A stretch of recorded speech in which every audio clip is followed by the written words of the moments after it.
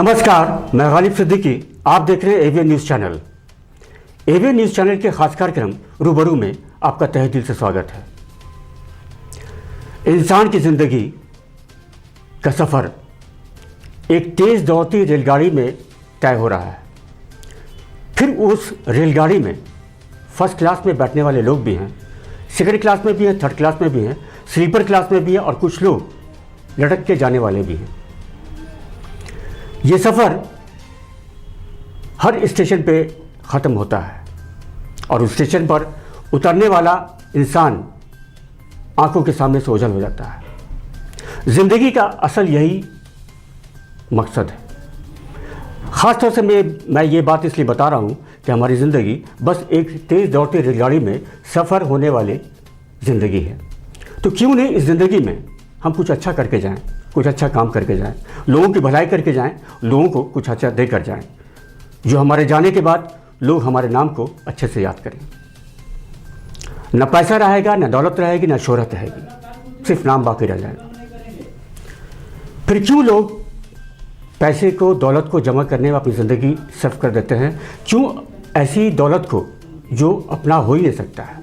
जी, मैं बात कर रहा हूँ भ्रष्टाचार से संबंधित कुछ ऐसे किस्से जिससे लोग पैसे तो जमा कर लेते हैं लेकिन उन्हें दिली सुकून महसूस नहीं होता, वो पैसा भी उनका नहीं होता। कहा गया है कि किसी के काम में आसानी कर देने से ऊपर वाला उसके काम में खुद आसानी कर देता है। आज हमारे स्टूडियो में एक बहुत ही ख़ास शख्स मौजूद हैं, मनोज गुप्ता जी, जो इस मसले को सुलझाने के लिए एक ग्रुप बनाया इन्होंने और वैसे तमाम लोगों के लिए शिकंजा कसने को अब तैयार हो गए। तो बहुत बहुत स्वागत है स्टूडियो में हमारे। धन्यवाद मनोज जी। तो आपने जो ग्रुप बनाया है तो क्या मकसद लेके बनाया या फिर क्या मोटो है इसका? ये जो हम लोगों ने एक शुरुआत किया है, मेरी आवाज़ सुनो, तो आप देखते हो कि जिले भर से लेकर के पंचायत स्तर तक ऐसे ऐसे लोग हैं जी, जो आज के इस दौर में एक जवाबदेही समझते हैं। अगर कहीं गलत हो रहा हो, छोटी बड़ी कोई भी गलती हो सकती है, सड़क का निर्माण हो रहा है या कहीं कुआं का निर्माण हो रहा है या कहीं कोई भवन का निर्माण हो रहा है या कहीं लूट खसोट हो रहा है या कहीं ब्लॉक में भ्रष्टाचार है, तो उसके खिलाफ वो आवाज़ उठाते हैं। लेकिन चूंकि वो अकेले रहते हैं और भ्रष्टाचार करने वाले लोग और भ्रष्ट लोग संगठित रहते हैं, भूमाफिया हैं, वो संगठित होकर ये सब काम करते हैं। तो जो ये आदमी अकेले अकेले जो किसी न किसी मंच पर अकेले लड़ता फिरता है, वो अपने आप को असुरक्षित महसूस करता है। वो डरता है कि भाई सामने वाला तो बड़ा आदमी है और बड़े आदमी में नेता भी है, पूंजीपति भी है और कुछ अलग के भी लोग हैं, तो उसके खिलाफ बोलने में लोग डरते हैं। बिल्कुल। तो मेरे दिमाग में ये एक बात आई कि एक मंच ऐसा बनाया जाए, उससे पूरे जिले भर के भ्रष्टाचार की सूचना भी एक जगह जमा हो जाएगी जी।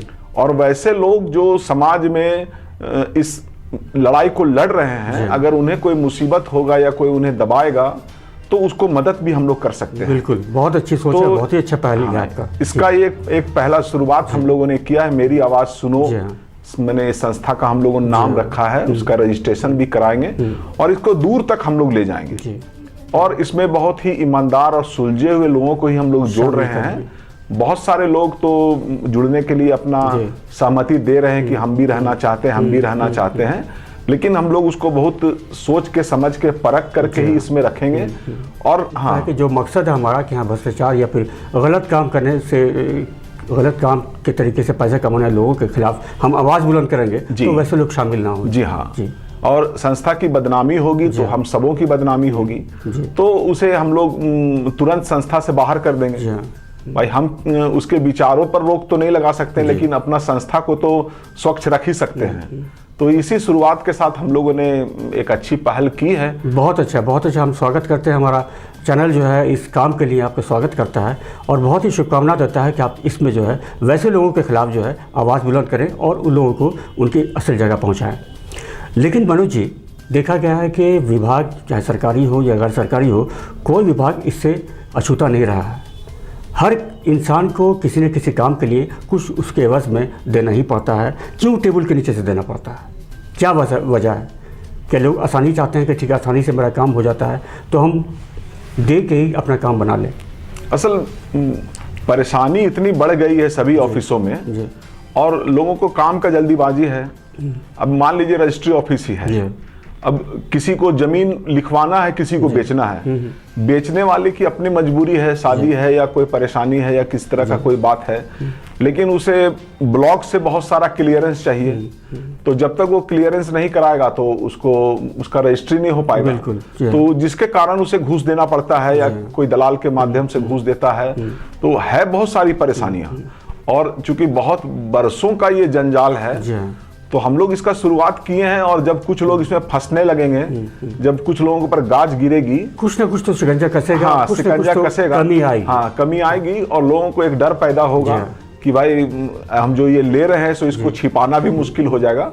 तो मैं समझता हूँ कि कुछ ना कुछ तो सुधार होगा ही, और हम लोग इसकी शुरुआत किए हैं, संघर्ष करेंगे। हम लोग रोक नहीं सकते हैं, लेकिन ठोकर तो बन ही सकते हैं। अगर हाई स्पीड रोड है तो ठोकर से स्पीड तो जरूर कम कर सकते हैं। आप शुरू से कांग्रेस में रहे हैं, दर्शक भी जान रहे हैं, हजारीबाग के तमाम लोग जान रहे हैं कि आपने बहुत अच्छे से सेवा दी है एक कांग्रेस पार्टी में रहते हुए, लेकिन कांग्रेस पार्टी के लोगों ने आपकी अहमियत को नहीं समझा। इस बात का खलल आपको अभी भी है, 40 वर्षों तक हम। तो क्या वजह रही, क्या कमियां रही कि उन लोग समझ नहीं सके आपके काम को, आपके एटीट्यूड को नहीं समझ सके? वो जैसे हमारा काम, हमारा एटीट्यूड ही उन लोगों को नागवार गुजरता था। अभी जो दौर चल रहा है वो चापलूसी का दौर चल रहा है। बिल्कुल बिल्कुल सही कहा। आप सुबह उठिए, नेताजी के घर चले जाइए, उनका चमचागिरी करिए, उनका हाँ में हाँ मिलाइए। वैसे लोगों को मकाम बहुत जल्द हासिल हो जा रहा है। जी हाँ, जो इस तरह का काम करते हैं, और जो हमारे नेचर में नहीं है वो हम नहीं कर सके। तो जिसका कारण है कि 40 वर्षों तक इस पार्टी में रहने के बाद भी हम कुछ नहीं बन सके। तो फिर बाद में हमने देखा कि भाई जब पार्टी को मेरी जरूरत नहीं तो हमको भी मेरी पार्टी की जरूरत नहीं। अरे कोई बात नहीं, अफसोस की बात नहीं है कि हाँ कोई मकाम या कोई सीट मिलने के बाद ही हमको समझा जाए कि हम कुछ हैं। आपने सेवा दी, और सब लोग, पूरी जनता जान रही है कि आपने किस तरह से हर मामले में अपनी आवाज़ को बुलंद, किसी का डर नहीं होते। तो इस बात का मलाल आप ना रखें तो बेहतर होगा। और अभी आप जिस काम में लगे हैं, भ्रष्टाचार और भ्रष्टाचारियों के खिलाफ आवाज़ बुलंद करने में लगे हैं, तो ये बहुत ही अच्छा काम है, बहुत ही अच्छा कदम है आपका। नहीं तो मलाल हमको कुछ नहीं है, क्योंकि जो काम हमारा है वो काम हम स्वतंत्र रूप से कहीं किसी पार्टी में नहीं रह के भी कर सकते हैं। हाँ, बिल्कुल। उसके लिए किसी पार्टी का सपोर्ट का जरूरत नहीं, कोई आवश्यकता नहीं। और अच्छे लोग हैं समाज में, बहुत बताएं आपको कि बहुत सारे संघर्षशील लोग हैं, वो अपने आप इसमें जुड़ रहे हैं। तो एक अच्छा संगठन बन जाएगा, और आप देखेंगे कि कुछ समय के अंदर ही हम लोग ये इस बात को हजारीबाग के लिए एक नजीर स्थापित करेंगे कि मेरी आवाज सुनो। एक ऐसा मंच बना जिसके नाम से हर कार्यालय में डरेंगे। बहुत अच्छा है। तो ऐसा देखा गया कि आम जनता जो होती है, जिससे किसी को मतलब नहीं होता है, जिसके पास कोई बैनर नहीं होता है, कुछ पावर नहीं होता है, तो वो उनके नज़रों से सब कुछ छुपा नहीं है, लेकिन डर रहता है उनको, है ना। तो विभाग चाहे सरकारी हो गैर सरकारी हो, कोई विभाग इससे अछूता नहीं है। इस मौके पर हम एक शेर याद आ रहा है जो बहुत ही सटीक है इसके लिए, कि बर्बाद गुलिस्तान करने को सिर्फ एक ही उल्लू काफ़ी है। शायद आपने सुना होगा। जी हाँ। बर्बाद गुलिस्तान करने को सिर्फ एक ही उल्लू काफ़ी है, हर शाख पे उल्लू बैठा है, अंजाम में गुलिस्तान क्या होगा। तो किस किस जगह को छानिएगा, ये डिपेंड करता है, आने वाला वक्त बताएगा। लेकिन ये पहल जो है बहुत अच्छी है आपकी, और हम उम्मीद करते हैं कि ऐसे तमाम लोगों पर शिकंजा कसेगा। इससे पहले भी भ्रष्टाचार और इस तरह के काम करने वाले लोगों के खिलाफ आपने आवाज़ें बहुत बुलंद की हैं, हमने देखा है, हमने ख़ास तौर से, और हजारीबाग की तमाम जनता ने देखा है। उन गुजरे हुए पलों को भी आप हमारे स्टूडियो में दर्शकों को बताइए कि कौन कौन सा खास मामला था जिस पे कार्रवाई हुई, और वो लोग जो है सलाखों के पीछे गए या उनके खिलाफ कार्रवाई हुई। देखिए, हजारीबाग में तो जो भी भ्रष्टाचार है, जो भी मामला है या ज़मीन लूट का मामला है, ये रसूखदार लोग ही कर रहे हैं। और ख़ासतौर से हजारीबाग में जो ज़मीन से जुड़ी बातें और ज़मीन से जुड़े विवाद बहुत ज़्यादा है। और इसको रसूखदार लोग, अपने ऊपर पहुंच वाले लोग, मजबूत लोग ही सरकारी जमीन का कब्जा कर रहे हैं, उसको बेच रहे हैं। इसके पहले भी शहर के बीचों बीच 4 एकड़ 85 डिसमिल का प्लॉट है, जो जिसको राजा बंगला के नाम से जाना जाता है।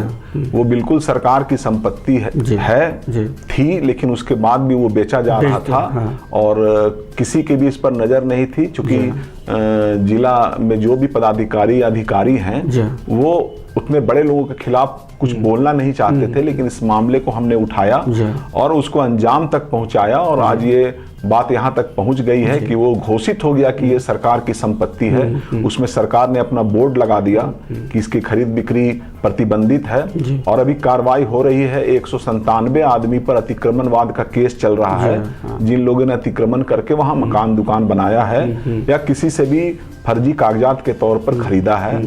तो ये सब मामला है। हजारीबाग में आप देखे होंगे कि बहुत सारे जगह पर किनारे किनारे बहुत बड़ा बड़ा बिल्डिंग बन गया जिसकी जरूरत नहीं थी। वो हजारीबाग जिले भर में 200 से अधिक है और ये सैकड़ों करोड़ों का घोटाला था। अभी भी कई ऐसे गांव में अस्पताल बन गए जिसकी शुरुआत नहीं हो सकी है, उसका वहां जरूरत नहीं था, जाने का रास्ता नहीं था, लेकिन केवल विभागीय लूट खसोट का ये मामला है जो पीडब्ल्यूडी, स्वास्थ्य विभाग, ये लोग मिल करके और करोड़ों करोड़ रुपया घपला करके ऐसे जगह बनाए हैं जिसका जरूरत भी नहीं था और आज तक कागजी घोड़ा दौड़ाया। इस मामले को भी हमने उठाया जिस पर जांच हुआ और सबों पर कार्रवाई हुआ। बहुत सारे इंजीनियर हैं जो पैसा निकाल करके और उसमें लगाए नहीं। इस तरह का बहुत सा मामला है। बहुत सारा जमीन का मामला है, खास महल का बहुत सारा प्रॉपर्टी था जो लोग गलत तरीके से कब्जा कर रहे थे, उस पर भी बुलडोजर चला। और अभी भी बहुत सारे मामला हमारे संज्ञान में और लाइन में, वो पाइपलाइन में है, वो बहुत जल्द आप देखेंगे कि वो समझ में आएगा और सामने आ जाएगा और सब पर कार्रवाई होगा। क्योंकि हम भी चाहते थे कि लड़ाई तो हम अकेले लड़ रहे हैं जरूर, लेकिन बिना लोगों का सहयोग के हम लड़ाई नहीं लड़ पाएंगे। इसी लोगों से हमने सहयोग मांगा है। ऐसे तो प्रेस बंधुओं से हमेशा हमें सहयोग मिला। जो भी कोई भी छोटा सा छोटा मामला भी हमने उठाया तो उसका पूर्ण समर्थन उन लोगों को मिला।